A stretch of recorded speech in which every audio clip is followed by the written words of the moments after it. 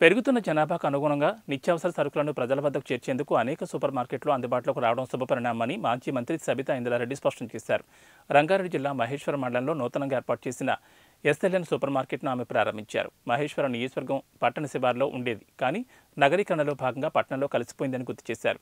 నాణ్యమైన వస్తువులు, నిత్యావసర సరుకులను అందుబాటు ధరల్లో వినియోగదారులకు అందిస్తారని ఆశించారు. మరోవైపు మాజీ ఎమ్మెల్యే తీగల కృష్ణారెడ్డి సైతం మార్కెట్లో కలిదిరిగి పర్యవేక్షించారు. కాంగ్రెస్ నేత కిచ్చనగారి లక్ష్మారెడ్డి, కొత్త మనోహర్ రెడ్డి, బీజేపీ నాయకులు అందెల శ్రీరాములు ఇతరులు పాల్గొన్నారు.